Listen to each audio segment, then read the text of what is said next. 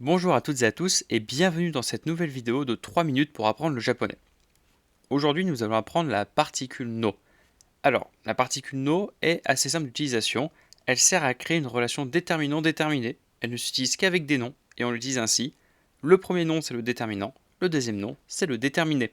Voyons quelques phrases d'exemple pour mieux comprendre. La première phrase sera Kore wa Yamada-san no hon desu.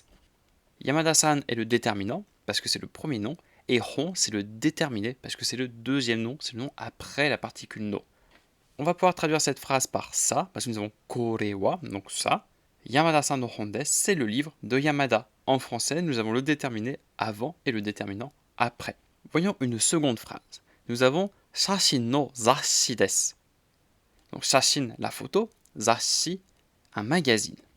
Nous avons toujours notre déterminant en premier, la particule no suivie de notre déterminé qui est zasshi.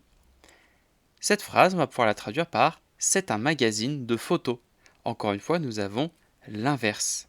Nous allons maintenant aborder quelque chose de très important qui est le principe d'entonnoir.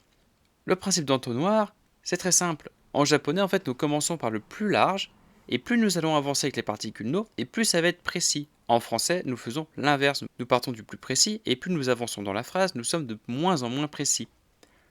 Voyons un exemple avec la phrase suivante. Yamada-san no oji-san no niwa no niwatori no shashin desu. Donc il y a beaucoup de particules no. Vous avez les définitions des mots en bas.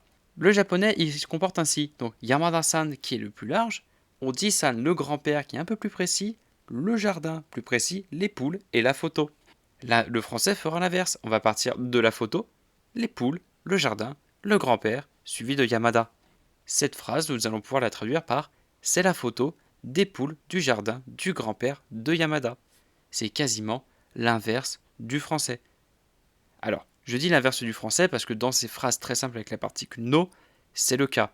Mais dans beaucoup de phrases, ce n'est pas le cas. Donc il faut bien retenir déterminant, déterminé. Et bien comprendre la relation entre les noms. Mais pour la grande majorité des petites phrases comme ceci, avec la particule no, dans ces utilisations que nous avons vues, ce sera quasiment toujours l'inverse du français.